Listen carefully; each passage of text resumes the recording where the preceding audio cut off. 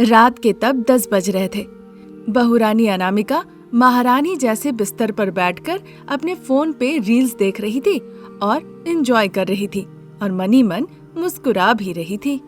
तभी उसके 2 बच्चे हरीश और भव्या, जिनका चेहरा भूख के मारे सूख चुका था, वो अनामिका के पास आकर कहते हैं, माँ बहुत भूख लगी है, खाने के लिए कुछ बना दो ना माँ। हाँ माँ, मुझे भी बहुत भूख लगी है, नूडल्स बना दो ना। बच्चे अभी परेशान मत करो, देख रहे हो ना मैं रील्स देख रही हूँ। ये रील्स ना बड़े मजेदार है देखने में। अभी तुम लोग यहाँ से जाओ, दादी आएगी तो बना देगी। इस तरह कह के फिर से अनामिका रील्स देखने लग जाती है। हरीश और भव्या दुखी होकर उस कमरे से बाहर निकल आते हैं और दरवाजे के पास जाकर खड़े हो जाते हैं। दरवाजे के पास खड़े होकर वो अपनी दादी का इंतजार करने लगते हैं कि दादी कब घर लौट आएगी। ठीक उसी दौरान शारदा, प्रसाद और रमेश पानी पूरी के ठेले को ढकेलते हुए घर के तरफ आ रहे होते हैं। रील्स की पागल बहुरानी पता नहीं बच्चों को कुछ पका के दी है कि नहीं। मुझे तो शक है शारदा, रील्स की पागल बहुरानी अपने फोन में एक बार रील्स देखने लगती है तो उसे कुछ भी याद नहीं रहता। संध्या क्या पिताजी, ये बिल्कुल सच है। देखिए बच्चे अभी भी जरूर भूखे बैठे होंगे और दादी का इंतजार कर रहे होंगे। चाहे कितना भी कह लो पर कोई फर्क नहीं पड़ता। बच्चों के बारे में सोच के मुझे जल्दी घर जाना पड़ता है, उधर पानी पूरी के व्यापार में नुकसान होता है। इस तरह बातचीत करते हुए वो सब घर लौट आते हैं। दरवाजे के पास खड़े हरीश और भव्या जैसी दादी को देखते हैं, भाग के उनके पास चले जाते हैं। बच्चे तुम लोग कुछ खाए हो कि नहीं? नहीं दादी, बहुत भूख लगी है, हमने जाके माँ से कहा। मैं रील्स देख रही हूँ, दादी के लिए तुम लोग इंतजार करो, मैं अभी कुछ नहीं करने वाली, इस तरह गुस्से से कहा। दादी हमें बहुत भूख लगी है, कुछ खाने के लिए बना दो ना। अरे बच्चे चलो चलो, बेटा रमेश तुम और पिताजी मिलके पानी पूरी के सारे बर्तन को धो धा के रखना, मैं बच्चों के लिए कुछ जल्दी से बना देती हूँ। इस तरह कहकर बच्चों को साथ लेकर शारदा किचन की तरफ चली जाती है। वहाँ जाके वो बच्चों के लिए गर्मा गर्म डोसा बना देती है। बच्चे डाइनिंग टेबल पे बैठकर जल्दी जल्दी खाने लगते हैं। बच्चे तुम लोग खाओ, मैं अभी आती हूँ। इतना कहकर शारदा अनामिका के कमरे में जाती है। घमंड दिखाते हुए अनामिका बिस्तर पे उठ के बैठती है और ऐसा भाव करती है कि उसने शारदा को देखा ही नहीं और रील्स देखने में लग जाती है। बहू तुम समझ रही हो कि तुम क्या कर रही हो? मैं एक भुलक्कड़ इंसान हूँ, आपको मुझे देखकर ऐसा लग रहा है क्या? तुम भुलक्कड़ नहीं हो, तुम्हारे अंदर माँ की ममता नहीं है, बहू होने का दायित्व नहीं है और पत्नी होने का तो योग्य भी नहीं हो। फिर मुझे यहाँ पर क्यों रखा है? मुझे मेरे मायके भेज दीजिए, मैं चली जाऊंगी।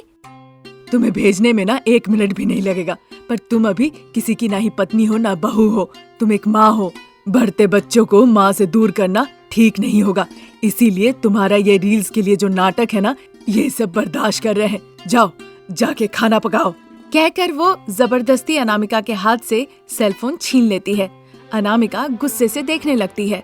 बहुत घूर ली हो, अब जाओ जाके खाना पकाओ। तुम इसी घर में रहती हो और इस घर को चलाने वाले तुम्हारे ससुर जी तुम्हारे पति के लिए खाना पकाना है, उसके लिए तुम्हें फर्क नहीं पड़ता, बस फोन देखती हो। माँ जी आपको मुझे जो कहना है कह लीजिए, पर सेलफोन के बारे में आप कुछ मत कहिएगा। ज्यादा कहोगी तो नीचे गिरा के इसे तोड़ दूंगी, जाओ। इस तरह शारदा चिल्लाकर गुस्से से कहती है। अनामिका के पास कोई चारा नहीं था, इसीलिए वो बेडरूम से सीधा किचन में आ जाती है। वो खाना बनाने लगती है। बाहर से आके रमेश और प्रसाद सोफे पर बैठते हैं। तब तक शारदा डाइनिंग टेबल के पास आती है। हरीश और भव्या डोसा खा रहे होते हैं। बच्चे खाने में और कुछ चाहिए? ये काफी है दादी। दादी मुझे मैगी चाहिए। अनामिका, अरे बहू जल्दी से भव्या को मैगी बना के दो। ठीक है माँ जी, अभी लाई। फिर वो खाना पकाने लग जाती है। शारदा बच्चों के पास डाइनिंग टेबल पे बैठकर उनसे प्यार से बातचीत करने लगती है। तब तक अनामिका भव्या के लिए मैगी बना के वहाँ ले आती है। भव्या खुश होकर कहने लगती है, थैंक यू माँ। इस तरह कहकर भव्या खुशी खुशी गर्मा गर्म मैगी खाने लग जाती है। अनामिका पकाए हुए पकवानों को सीधा डाइनिंग टेबल पे लाके रखती है। बेटा रमेश, अजी सुनते हैं, आइए खा लीजिए। इस तरह शारदा के बुलाने पे रमेश और प्रसाद दोनों आके डाइनिंग टेबल पे बैठते हैं। फिर सभी लोग खाना खाते हैं। शारदा प्रसाद बच्चों को साथ लेकर सोने के लिए चले जाते हैं। अनामिका और रमेश अपने कमरे में जाके सो जाते हैं। अगले दिन जब दोपहर का वक्त था, शारदा, रमेश और प्रसाद तीनों पानी पूरी का ठेला लेकर सड़क पे बेचने के लिए निकलते हैं। इसी तरह सड़क किनारे एक जगह ठेला लगाकर वो अपना व्यापार किया करते थे। शाम को दोनों बच्चे स्कूल से लौट के आते हैं। उन दोनों के लिए अनामिका मैगी बना देती है, पर अनामिका गैस ऑफ किए बिना ही हॉल में आके मोबाइल देखने लगती है। बच्चे, तुम लोगों को कुछ और चाहिए क्या? नहीं मम्मी, पर किचन से गैस की बदबू आ रही है। हाँ मम्मी, गैस की बदबू आ रही है। आपने सिलेंडर ठीक से बंद तो किया है ना? मैं रोज खाना पकाती हूँ, मुझे नहीं पता मैंने क्या किया है। चलो तुम लोग मैगी खाओ तो। कहने के दौरान ही गैस सिलेंडर किचन में फट जाता है। इसी के साथ अनामिका, भव्या और हरीश तीनों हवा में उड़ते हुए नीचे गिरते हैं। इस वजह से हरीश और भव्या को बहुत चोट लगती है, खून बहने लगता है। शारदा का पूरा घर आग में जल जाता है। पड़ोसी सुजाता शारदा को फोन करके ये खबर देती है। शारदा, प्रसाद, रमेश सुनते ही डर के मारे अपना पानी पूरी का ठेला छोड़ के भागते हुए आते हैं। पूरा घर आग में जल रहा होता है। रमेश जल्दी से अनामिका और जख्मी बच्चे हरीश और भव्या को लेकर अस्पताल जाता है और इधर जलते हुए घर को देखकर शारदा, प्रसाद आंसू बहाते हैं। 2 दिन निकल जाते हैं। उसके बाद शारदा का पूरा परिवार सब कुछ अपना खो के एक छोटे से भाड़े के घर में जाके रहने लगते हैं। अब उनके लिए परिवार चलाना बहुत मुश्किल हो गया था। घर के बाहर बगीचे में बैठकर शारदा ये सब सोचती है और आंसू बहा रही होती है।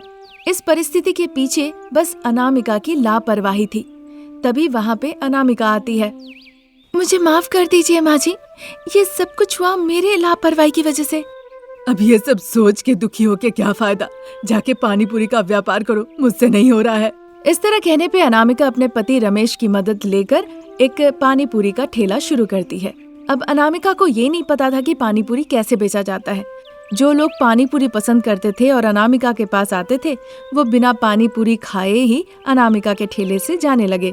इस तरह 1-2 दिन चलने के बाद ही अनामिका का पानी पूरी व्यापार बिल्कुल बंद हो जाता है।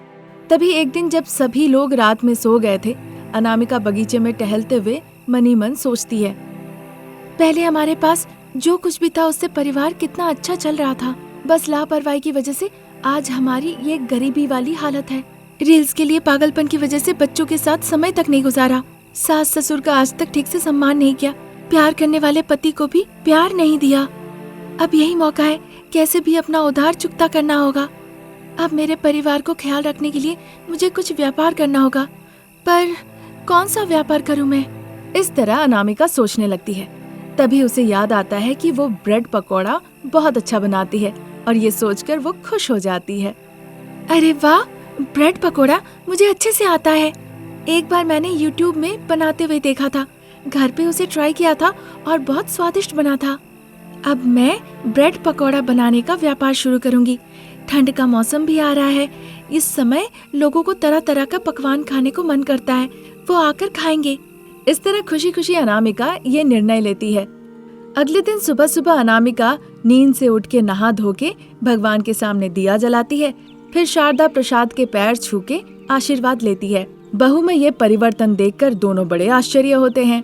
वो पानी पूरी के ठेले को ब्रेड पकौड़ा ठेला में बदल देती है। अनामिका ब्रेड पकौड़ा बनाने के लिए सारे सामानों का इंतजाम करती है और फिर ब्रेड पकौड़ा बनाने लगती है। डियर फ्रेंड्स, सर्दियों का मौसम आ गया है और अब आप लोगों को कुछ गर्मा गर्म खाने का मन हो रहा होगा, तो फिर मेरे ठेले पे आइए। आपको यहाँ पे गर्मा गर्म ब्रेड पकौड़ा मिलेगा। मुंह में जाते ही, स्वाद मिलते ही बस वाह वाह कहने लगेंगे। इस तरह आवाज लगाते हुए वो अपने ब्रेड पकोड़ा का प्रमोशन करती है। सड़क से गुजरने वाले जो लोग थे वो अनामिका की बातों को सुनते हैं और ब्रेड पकोड़े के ठेले में आ जाते हैं।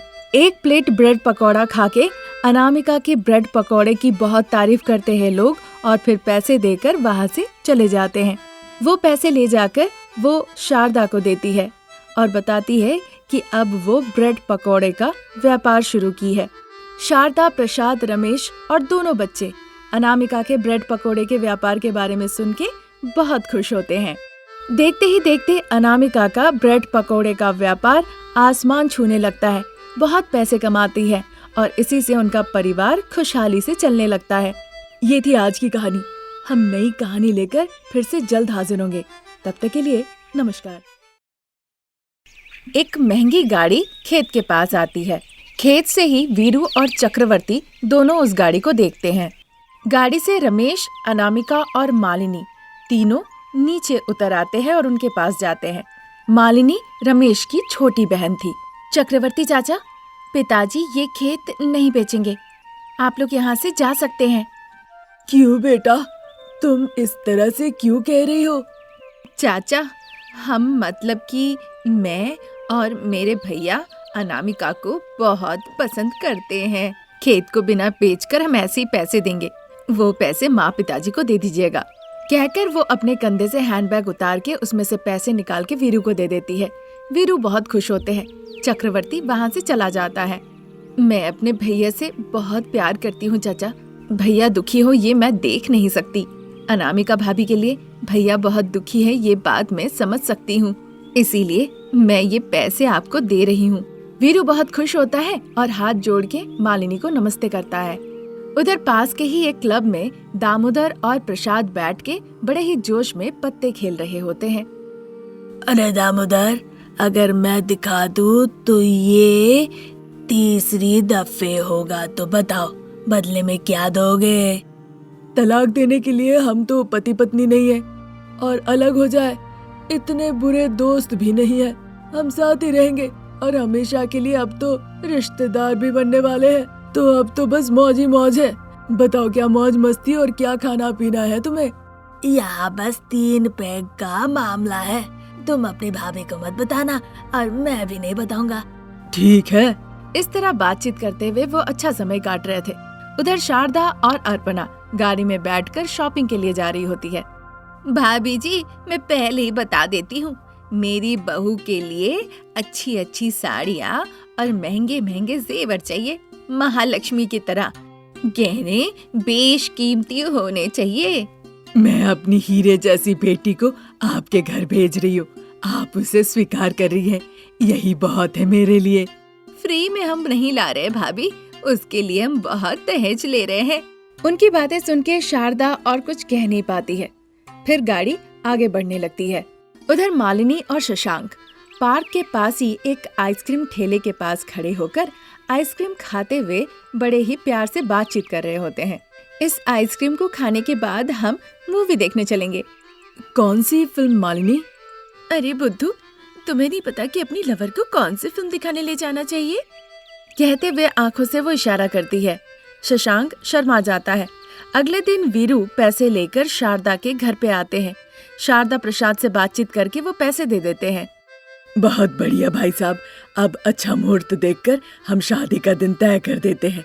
खुश होकर वीरू नमस्ते करता है और फिर वहाँ से रवाना हो जाता है। फिर एक दिन एक बड़े से बैंक्वेट हॉल में 2 अलग अलग मंडप बना के एक तरफ शालिनी शशांक और दूसरे तरफ अनामिका रमेश की शादी करा दी जाती है। अनामिका ससुराल में कदम रखती है। एक दिन शारदा गुस्से में, अरे अनामिका, मेरी बेटी को अपने भाई से बहुत लगाव है, इसीलिए उसने पैसे दिए, पर तुम्हें उन पैसों को लेने में थोड़ी भी शर्म नहीं आई?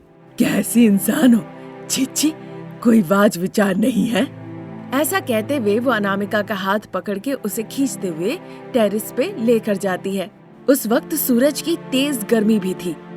जाओ, जाके दीवार के कोने पे खड़े हो जाओ। हिलने की कोशिश की तो तुम्हारे लिए हानिकारक होगा, और अगर गिर गई तो टुकड़ों में बट जाओगी। शारदा के कहे मुताबिक अनामिका बिना हिले डुले चुपचाप जाके कोने पे खड़ी हो जाती है। सूरज की धूप से बचे शारदा इसलिए प्रसाद छतरी पकड़ के खड़े रहते हैं और शारदा खुशी खुशी फोन पे अपनी बेटी मालिनी से बात करते हुए बहू अनामिका को देख रही होती है। बेटा मालिनी, जो कह रही हूँ ध्यान से सुनो। प्यार से बात करके अपने पति को आंचल में बांध के रखना। सास को रसोइया और ससुर जी को माली बना के रखना। फिर देखना तुम उस घर में रानी बन के रहोगी। शारदा को इस तरह से कहते हुए सुनकर प्रसाद मन ही मन सोचने लगते हैं। अपनी बेटी से कह रही हो उस घर में रानी बन के रहने के लिए, और तुम अपनी बहू को यहाँ पे नौकरानी बना के रखी हो। सास माँ जैसी होती है, ये बात क्यों नहीं समझती? इस तरह सोचकर तपती धूप में अपनी बहू को तड़पते हुए देखकर उन्हें बहुत कष्ट होता है।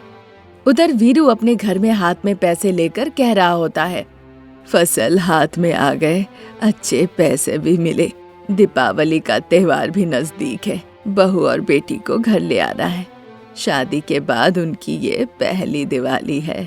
कहकर वो खुशी खुशी घर से रवाना हो जाते हैं।